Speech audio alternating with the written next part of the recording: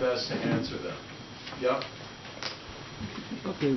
First, I would like to thank both of you. Spend time to observe and introduce us the very productive observation. Thank you very much. After the election, as everyone agreed that we are very happy for the outcome for the election. But I personally have a mixed feeling. Okay. Well, the worldwide media or even the political leaders, they recognize that Taiwan the election, and then congratulate Dr. Tsai become the president-elect. But in the name of the election, we still call it Republic of China. So, as you mentioned that the congressional reform can then, or how United States or how the outside overseas Taiwanese can help then to push that Taiwan eventually one day can proudly to wave their national flag along in the world and without any fear. And second is that while the congressional territory still lists that Republic of China still include the Mongolia and mainland China, and how that constitution will fit into the now all the voters, they show their strong identification, they recognize Taiwan as a nation. Great, okay. Next, who's next? Yeah. So my question is more about the possibility of a opposition to the DPP. Professor Diamond just mentioned also these paradoxes between what the incoming Taiwan government may have to do sort of globally or internationally, or at least on U.S.-Taiwan relations, and then that sort of being at odds with some of their base, sort of in the more traditional left-wing sense of the word. Do you see a credible opposition developing in Taiwan? And if so, is that going to come from the remnants of the KMT, or is that going to come from somewhere else? Okay, good question. Yes, sir. A two-part question. The mass resignation of the caretaker government 2 days after the election. What is your take of that? Is that a model of democracy, or is that an anti-model of democracy? The other question is, now that DPP has taken power, what future role do you see for Cehn Shui-bian, because he's out of jail and he is presumably going to get a pardon to go on? Okay. And one is, I think this is an election, whoever gets elected is going to face a sleepless night because of all the daunting challenges that you have mentioned in your commentary. Is there any clue or your observation what would be the sort of effective strategy could be adopted by Tsai Ing-wen in her presidency and all the challenges ahead? Well, some of the challenges, in particular, sort of the cross-strait relationship, economically or politically. Second is that you mentioned that Ma is actually a decent president, and he used to be the star of the media. So what caused the fall in his popularity, and what's the observation of that? Thanks. Anyone else? Yes. I was interested in that you were advocating more people in Taiwan going into the military. Are you foreseeing that one day the world would stand up like a Falkland-Malvinas conflict, would actually go to battle? Because China's not Argentina to go up against. Yeah, I'd say that's the understatement of the year. Yeah, so that's why I'm a little bit, are you saying that? I'll answer that. Okay. Anyone else? Okay, so you want to start, Kharis? Sure. We'll leave all the hard questions to you. We're going to leave the last one. Gosh, lots of different threads to pull in here. Where might credible opposition to the DPP government come from? And I can see two possible outcomes to Tsai Ing-wen having to make difficult decisions. One, probably the more obvious one to people who know the DPP well, is that the opposition will come from within the DPP coalition. And I mean, there's a lot of hidden fault lines within the DPP right now. There's segments that really support greater spending on social issues, social welfare. There's other components that support increasing spending on the military. They're going to have to raise some additional revenue to pull that off.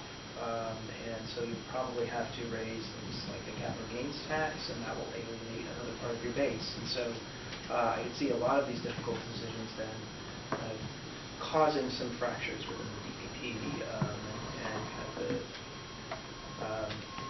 mid to long-term outcome is that you get a fragmentation of the party a little bit, or a breakaway. I actually think the KMT's best strategy for revival is to, depending on what Tsai Ing-wen does, to try to reach out to the remnants of the KMT that are left in the legislature. They could potentially kind of wage a scorched earth battle against Tsai and the DPP, and whatever unpopular decisions Tsai has to make, they take the opposite position. They become known as the party of no to Tsai Ing-wen, and eventually, I can see that actually having a fair amount of appeal. Now, whether they have the political organization and savvy to pull that off, I think is an open question right now. But I wouldn't rule that out as a kind of strategy for KMT revival. In terms of Cehn Shui-bian's role in the future, well, he's on medical parole right now, so he's out of prison, but he's on bed rest, and he's not supposed to leave his house. And if he receives a pardon, then that restriction is lifted. I don't think Tsai Ing-wen wants Cehn Shui-bian anywhere near her cabinet, given the success she's had once he was put in prison. I think, let me be blunt here, I think Cehn Shui-bian going to prison was a really fortunate occurrence for the DPP. It helped the party recover from the Cehn Shui-bian years because he was out of the picture and somebody else had to run the party. And so Tsai Ing-wen's incentive is not to bring him back into the fold if she can help it. Tsai's most effective strategy for forging ahead. Well, take the low-hanging fruit first. What are the things that you can build a broad consensus around?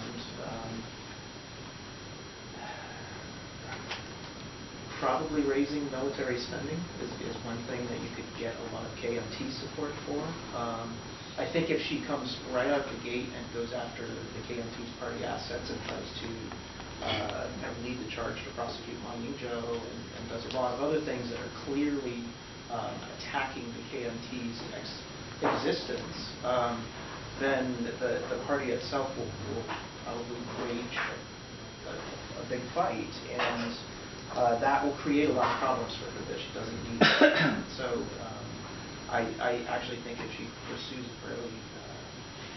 a fairly kind of benevolent attitude towards the KMT, and seeks out points of common ground with them, that may actually be the most effective strategy for her going forward. Ma Ying-jeou's fall, or his decline in popularity,